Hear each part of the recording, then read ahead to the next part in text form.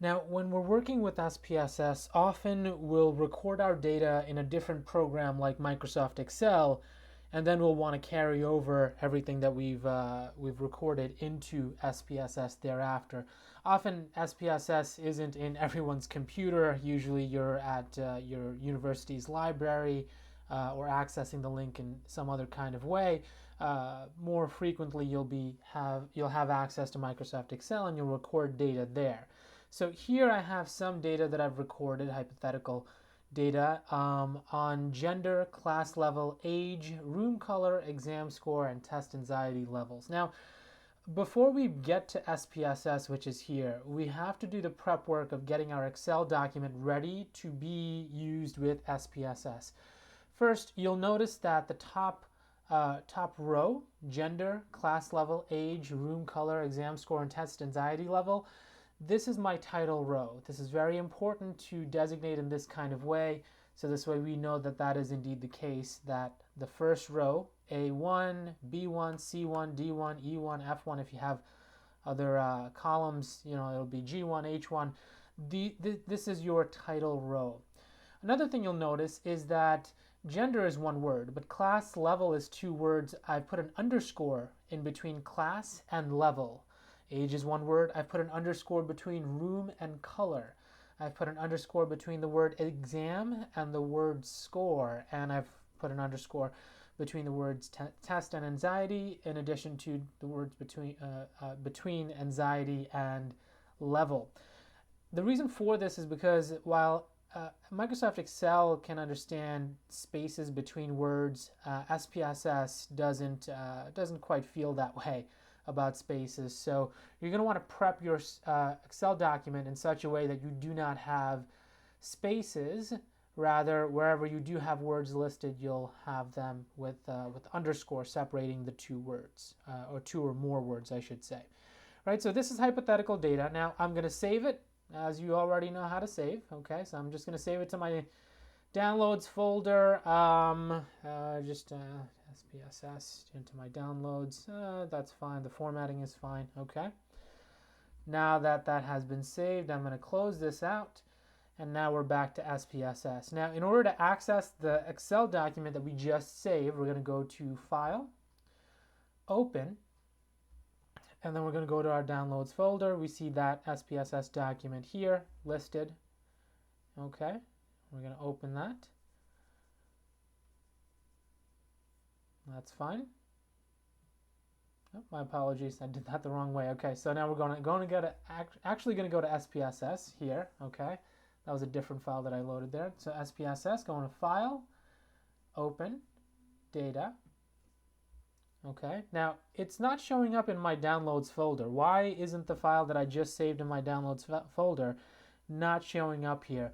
The reason why is because SPSS right now is looking for data files that end with the suffix SAV or ZSAV, which is the SPSS suffix. So what we'll have to do is we're going to have to go here and change it to Excel, because the document that we save, where we record our data, is an Excel document. So we're going to click Excel, and now look at that. It shows up, right? So we're going to click on that. Okay. Now, we see here that the sheet will be, the sheet is here. We see a little bit of the data there. Read variable names from first row of data. See, this is what SPSS is doing as far as like understanding that the top row are the variable names. Percentage of values that determine data type. You could just leave that where it is. Ignore hidden rows. That's fine too. You can leave that where it is. For the most part, you could leave everything else where it is. So I'll open that. Okay, now we have all of the data that we wanted to view here. And it seems as though I'm just going to spread it out a little bit so this way it looks nice and neat. We see all the data carried over appropriately. Now, before we start analyzing and doing a whole bunch of cool things with this, we have to go into variable view, because we haven't defined what these variables are yet. For example, if we go to data view, what does 1 in gender mean? What does 2 in gender mean? I don't know, you don't know. What does class level 1, 2, 3, and 4 mean? we have to define these. Now, obviously, when you're completing your Excel document, you have a separate code book, but here in SPSS, you'll need to upload your code book here as well, so this way you have access to it and you know what you're looking at. So this is data view, and we're going to go to variable view, and we're going to just mess around with some of these variables. So first, gender. Gender, we have it listed as a numeric variable because all of our variables that we have here, we have listed as numeric variables. We're not using words here. Even for gender, which we know is not a number, it's male or female, we still have it as 1 or 2, right? We could leave the width as it is, we could leave the decimals as it is, and now what we're going to do is we're going to go to values, and we're going to say that the value 1 is male. So as I've done here, I've typed in the number 1 in value and the word male in label. I'm going to add, and then I'm going to write the number 2 is female. Okay, add that, complete that. Now, here we have no missing values. That's perfectly fine. Right aligned, that's more stylistic than anything else. We also know that gender is a nominal variable. You have 3 choices here: scale, ordinal, nominal.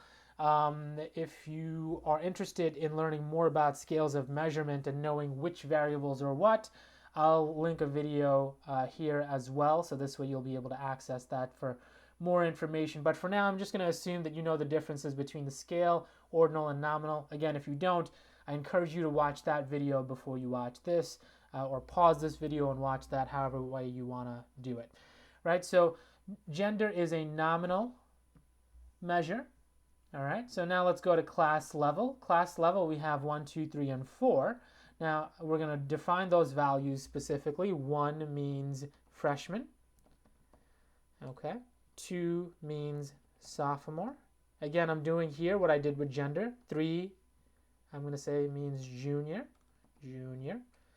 4 means senior. Okay, so we got freshman, sophomore, junior, and senior for class level. I'm okay with that. And we also see that class level is a nominal measure. Age, we're going to leave the way that it is. It's numeric. There are no values that stand for other values. Age is just a number here, and that number, of course, is going to be a scale. Room color. Okay, room color is defined in is shown as 1, 2, and 3. What do 1, 2, and 3 mean? We're going to have to define that in our values here. Now this is important. You can't do any of the analysis that we're going to be doing. Well, at least none of the analysis will make sense to you unless you first do this. So there's some prep work here before you really get the ball going, right? So for room color, we're going to say room color 1 is white. I'm going to add that. Room color 2 is blue. I'm going to add that. And room color 3 is yellow. I'm going to add that as well. So I've got white 1, blue 2, and yellow is 3. Okay, now I'm going to hit OK on that. Now we also know that room color is nominal. Exam score is going to be scale.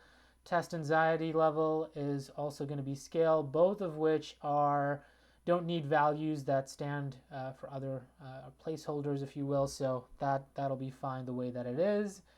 And we can now go to data view. When we go to data view, we can click this button right here to see how that changes. Right? So depending on how you like to view things, maybe you want to see a more detailed view, which this would give you. Here we see there's male, female, male, female, male, female. And we see freshman, junior, sophomore, senior, junior, junior, so on and so forth. Right? And then we also see this person took the test in a white room, in a blue room, in a yellow room, white, blue, yellow, white, blue, yellow. Right? Now, that's only for our eyes. The computer doesn't really need to read words. In fact, computers are better suited to read numbers. But once we're done looking at it, once we're done with the details and we see that it looks right, we're not missing any values here, everything looks appropriate, we can unclick this and let the computer do its thing, and more specifically let SPSS do its thing, and just leave this the way that it is. Now we get into analysis. Now that we've set everything up, we've done everything that we needed to, from the Excel document to bringing it into SPSS, and now having all the variables defined in the way that we need them to be defined. Now we can get into analysis, right? Again, there's a lot of steps in the beginning, but I think it's definitely worth it for the end product. So let's first go into analyze. And I should mention that I'm not going to go through all of the statistical tests and graphs that you could run with SPSS. By no means is this an exhaustive summary of everything that SPSS has to offer. If I were to make a video like that, I could essentially spend 3 or 4 years just recording nonstop. SPSS is, in my opinion, one of the most powerful statistical analysis tools available, to anybody. And there's a lot that you can do with it. In fact, I'm not even going to go as far as things that those who are in doctoral coursework might be doing. For me, when my dissertation in particular involved dimension reduction, I did exploratory factor analysis with eigenvalues and scree plots and all the words that most people never want to hear, and for whatever reason I'm attracted to, because I just love math. I don't know what to tell you. But again, this is just going to be a very introductory type of thing where we'll go through some of the things that you can do with SPSS, and the hope is that it'll get the ball rolling, and hopefully it'll get you interested enough to do more tests, because you can't break SPSS. You can just run whatever test you want to run.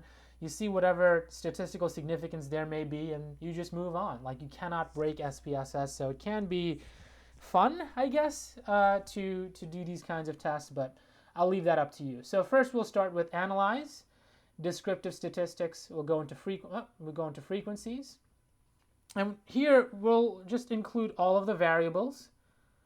Okay, actually, before we do that, let's not get carried away. Take it step by step. Let's just do gender. Okay, as a frequency, we'll go into statistics right here. It's all about prep work. For me, I like it to include mean, median, and mode. I don't really care much about the sum. If your professor does and you want to include that, I don't care about these areas either. If your professor does, obviously you cater to what your professor asks you to do. Standard deviation, variance, range, minimum, maximum, important to me. Skewness and kurtosis, that's more for doctoral level stuff, which I could certainly get into in the future. But for now, we just want to keep it as basic as possible. Continue. I do want to show you a couple charts. So instead of bar charts, I'll do pie charts. I'll do percentages instead of frequencies, just so we can kill two birds with one stone here. I don't want to make this video too long. And we'll hit OK. And let's see what comes up. So here we see the average gender doesn't make sense. And I did this for a reason. You see, when you're doing certain statistical analyses, measures of central tendency, some will not make sense for nominal variables. For example, mean doesn't make sense. Median doesn't make sense. What is the average gender? What is the median gender? What is the mode gender, as in what gender happens most frequently? That does make sense. That is a measure of central tendency. And we see here, marked by the little lowercase a, that there's more than one mode.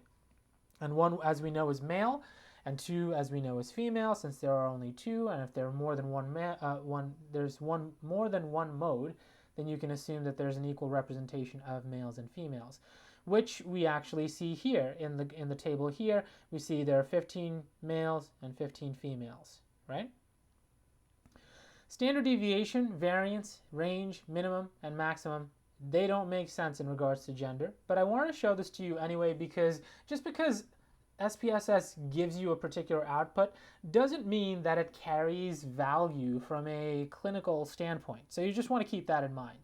Not everything that it has statistical value has clinical value.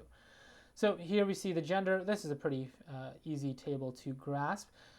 Now we see the pie chart, and we see a split right down the middle, but maybe it's not. I mean, we know that it is, but let's say that it's not, and I want to add data labels to this particular graph. So I'll double click on this, all right, and then I'm going to right click, show data labels, and we see that the data labels show up, percentages, 50-50, and when I click X out of that, it stays there, right? Now this window is your output window. I generally never close this window. I just let the outputs pile up, so this way I can go back and see what I've done. If you like a cleaner work environment, I can understand if you click exit out of this window, so this way you have a brand new output window every time you do whatever you're doing. Me personally, I like to have the output window up so this way I can backtrack and see what I've done, so this way I don't repeat my work. So I'll keep the output window open. Now this is just gender. Now let's do this for all of my variables. Take gender, put it back here. I'll select all of my variables: gender, class, age, gender, class level, age, room color, exam score, and test anxiety level. So we're going to add them, all of them. We'll go back to statistics, make sure that everything that we clicked off are still clicked off: mean, median, and mode. Measures of central tendency, measures of dispersion, everything is there. We'll stay with pie charts for now. I do like percentages, although your professor might prefer frequencies, in which case you do you give your professor what they're asking for. Format, that's perfectly fine the way that it is. Hit OK. All right, now we got some more detailed information here. Okay, based on the frequency table, right, we see there's a collective frequency table. We have the frequency tables of each independent variable listed here, but let's look at the collective frequency table as far as the measures of central tendency and measures of dispersion. So we see the gender, again, it's a nominal measure, so I'm not going to go into the measures of central tendency and the measures of dispersion. The only thing that really makes sense for nominal measures in regards to these two categories is mode. So we see that there are more than one mode, which means that, you know, there's males and females are equally represented. Class level, we see that the majority of students fall into 2, right? We're not going to look at anything else for class level because it is a nominal measure. So when we see 2, we know that it stands for sophomore, which tells us that the majority of the students that have taken this, the 30 students that have taken this exam, are sophomores. Now, we also see that the, well, in regards to age, now it does make sense to go into all of the measures of central tendency and measures of dispersion. So here we see the average age of students here is 24.7 years old. We see the median age is 22 years old. And we see the mode, as in the age that is most frequent, is 20. We also see the standard deviation and the variance to see how widespread it is. And we see the range. The youngest student is 18 and the oldest student is 54 for a range of 36, right? So that tells us the student body that we have here, really wide student body, has a really large standard deviation and a large range. So you might, if you were a professor watching this, you might have to cater your lessons appropriately to apply to an 18-year-old as well as a 54-year-old. You want to be as inclusive as possible to all of your students. So next we have room color. Again, since this is a nominal measure, the only thing that makes sense is the mode. And we see that there's more than one mode. So I can tell you right now that both white, blue, and yellow rooms are equally represented. 10 of each. Exam score and test anxiety level are both scale measures. So the measures of central tendency and measures of dispersion would make sense here. So we see that the average score for the entire class is 85.57. See, the median score is 90. We see the mode is also 90. Actually, the mode, there's more than one mode, as we can see denoted by that lowercase a.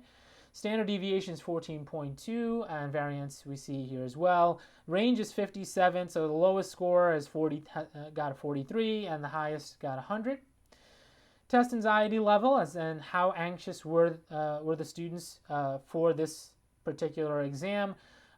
We see that the average test anxiety level was 54.57. The median was 55.5.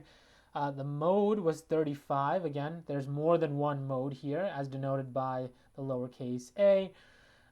Standard deviation, variance, and we see that the range is huge here. Look at this. I mean, the least anxious person scored a 10, and the most anxious person scored a 95, right? So there's a great wide range of anxiety going on in these classrooms.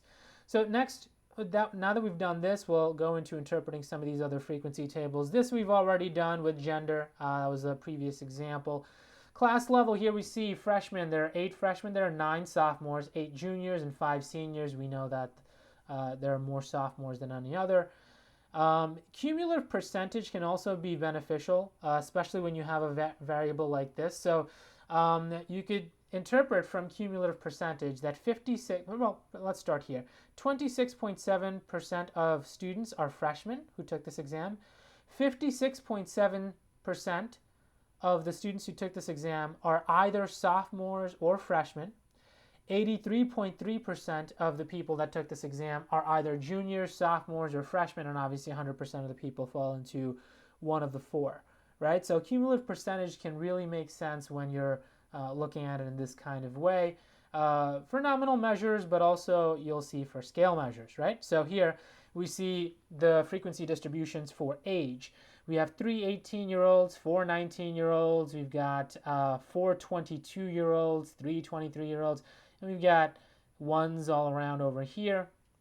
Now here we can see the cumulative percentage be very valuable here as well. Right now, remember I mentioned that that you might have to tailor your lessons based on the student body that you have. Now, the oldest student is 54 and the youngest student is 18, but how much do you need to tailor your lesson to the younger crowd versus the older crowd? Let's check it out. So we see 10% of your students are 18, 23.3% of your students are 18 or 19, 40% are 20 years old or younger, 60% of your students are 22 or younger, and we see that 80% of your students are 27 or younger. So it appears that even though there's a large range, you are better if you're going to have to choose. Again, you want to be as inclusive as possible. You never want to leave anybody out. But if you have to choose between catering to a younger population of students versus an older population of students, given the cumulative percentages, you see that 80% of your students are 27 and younger, 90% are 36 and younger. So it appears that you would likely be catering to the younger students as opposed to the older ones. Next, we have the frequency table on room color. We see that it's just, it's evenly distributed. Exam scores as well are detailed in this sense, how many people scored a particular grade. Cumulative percentages, as I mentioned, are very useful in scale measures as well as certain nominal measures. Same with test anxiety level. I don't want to make this video too long once more, so I don't want to just keep going on. There's a lot that we need to get to.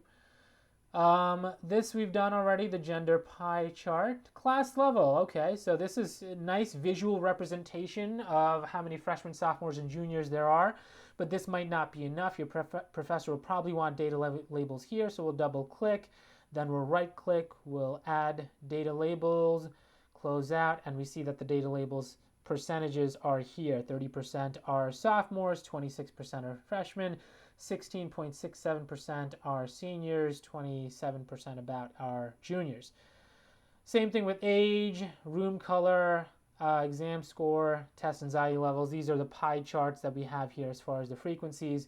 So again, I like to keep my output window open, but if you prefer to close this out and just start all over, that's on you.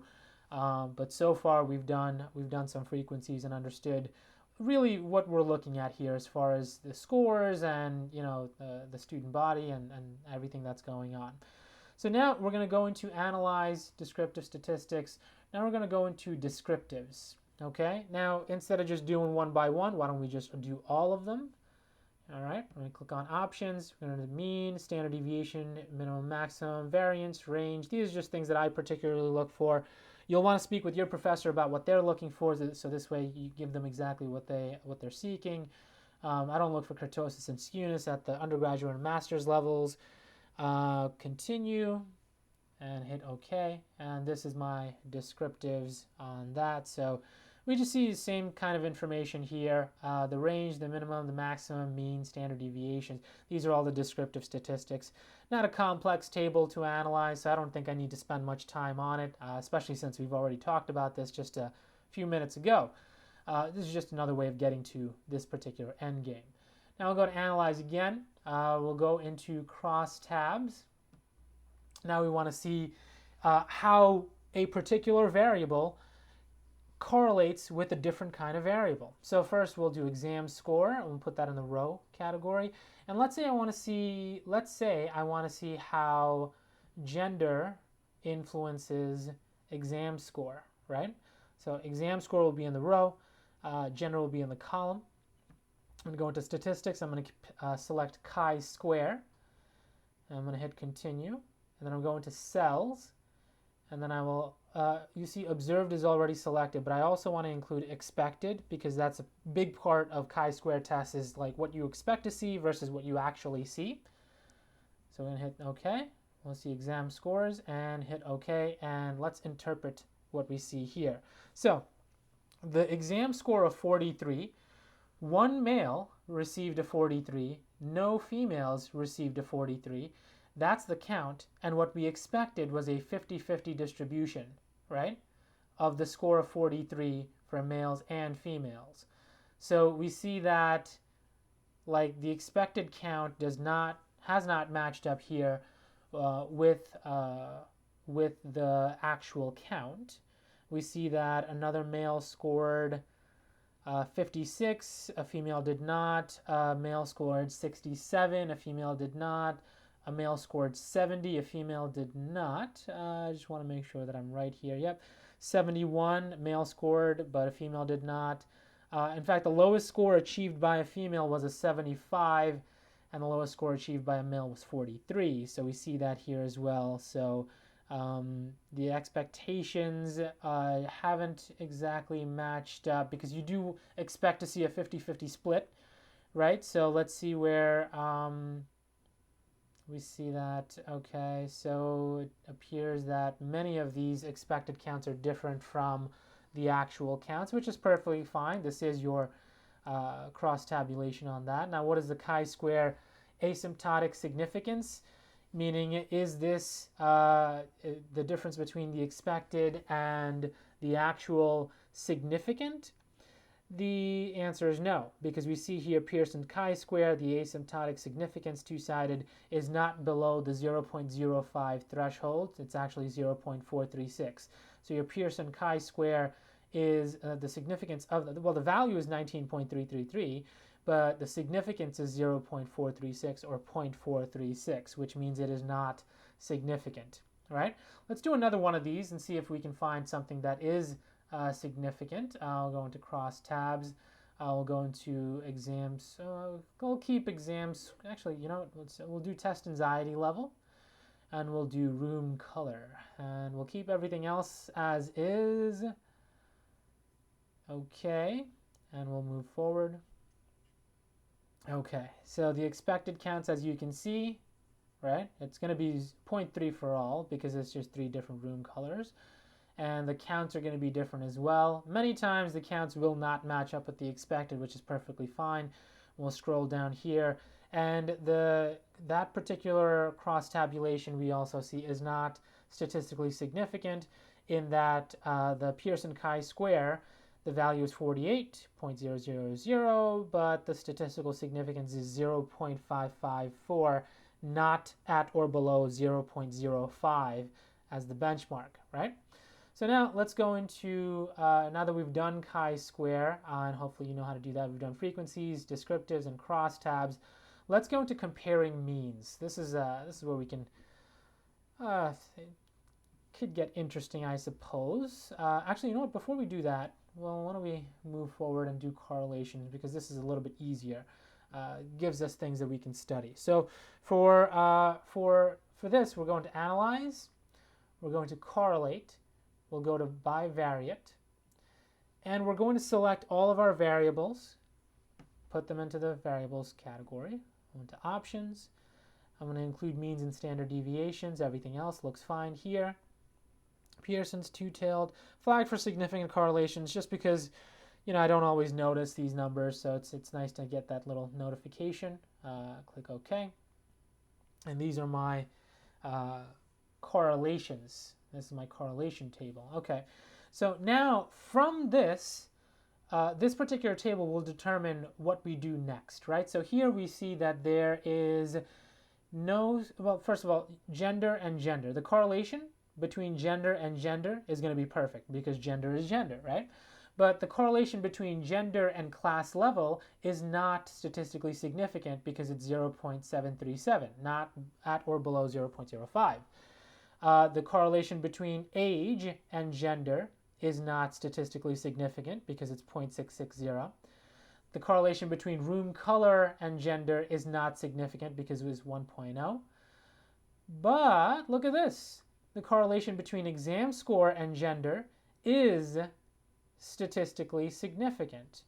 So we see here that this is 0.018, which is significant at or below the 0.05 level. So we're going to want to see that. We're going to want to break down exam score by gender. So we're going to make a little bit of a note of that, exam score by gender. And we're just going to look for this particular asterisk right here, or the double asterisk at the 0.001 level. So we see that exam score and gender is something that we want to look at in a little bit. We also, let's see what else is statistically significant. We don't see anything there. We don't see anything there. We see room color and exam score.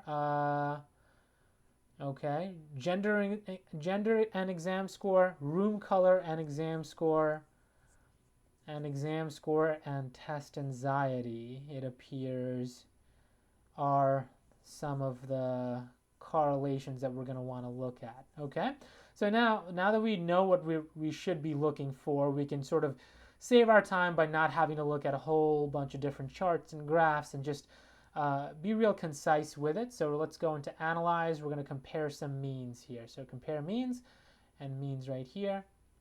So first, the dependent variable list, we know that. Let's just look back here. So we see exam score and gender, right? So exam score will be our dependent variable, and gender will be our independent variable here. Let's go into options. I like to include minimum and maximum as well, so this way it's there. I guess everything else can stay there. Continue. Let's go here. So now, based on that mean comparison, we see that the average exam score for males is 79.53. The average score for females is 91.60. All right, so this is how we're going to be comparing between males and females within that gender category, their average scores. We know that this is indeed, the difference here is indeed statistically significant. And why do we know that? Because of the correlation that we just completed right here. The exam score category, the exam score variable, is statistically significantly correlated with the gender variable. So we see that here, and we've just run that test here. Now let's see what else is statistically significant, so this way we can have everything in one place conveniently. I know I've gone through this, but I just okay, so room color and exam score is also statistically significant. So let's run that data set too. Let's compare those means. Compare means. We're going to keep exam score there, and we're going to take gender out. We're going to put room color in, and let's see what we come up with here. Okay, so wow, okay. So this tells us that students who've taken the exam in a white room score an average of 95.2. Students who take this exam in a blue room score an average of 79.3. And students who take the exam in a yellow room score an average of 82.2. We also already know that this indeed is statistically significant, once again, because of this table, the correlation table, where we see room color is statistically significantly correlated with exam score, right? So we see here that being in a white room is very, very advantageous versus in relation to being in a blue or a yellow room. What else do we find to be statistically significant here? We see exam score and room color we've already done. We've done exam score and gender. We have not done one last correlation, which is test anxiety level and exam score. Let's compare those means as well if we could. So exam score will still be there. Test anxiety level will be our independent variable, and let's see what we come up with. Okay. So we see that it appears just from a visual analysis that students who score higher on test anxiety tend to score lower, for the most part, on their exams, which isn't very surprising. That individual is very, very confident who scored a 10 out of 100 in anxiety scored a 99. One student who scored a 12 in anxiety scored 100 in the actual exam. When we look further down below, there's one student who was very, very anxious who still got a 94, which, you know, if you're a professor, you've had these kinds of students who are unnecessarily nervous, and you know that they're capable of amazing things that they just don't yet understand that they indeed are capable of themselves. We see here this person was very anxious and scored a 67. Where's our 43? I think the person who scored a 43, it's the person who scored a 43 in the test anxiety score was 95, got a 95. Okay, so you see how like you could do a visual analysis here, right? So we'll close the tables there for now. We're not going to close this document out. I do want to show you, now that we've gone through descriptive statistics, frequencies, descriptives, and crosstabs, chi-squares included. We've compared means. We've done correlations. Again, this is just so introductory. This is barely scratching the surface of everything that SPSS is capable of. But I do want to give you enough to do what you need to do for your papers at the levels that you're at right now. So what we're going to do is we're going to build a couple of bar graphs. We've already done pie graphs, or pie charts, if you will. So I just want to show you a couple of different bar graphs that we can try out. So we have one. We'll scale by. Let's do things that are statistically significant. So we know that gender and exam score are statistically significant. So let's look at that bar graph. We see that males, double click on this again, add data labels, show data labels. And we see that here, the average male score is 80, the average female score is 92. So we see that graphical representation there of the table that we just ran. So we did that for gender. We should do that for room color as well. So we'll do that real quick, since we know that that is also statistically significant.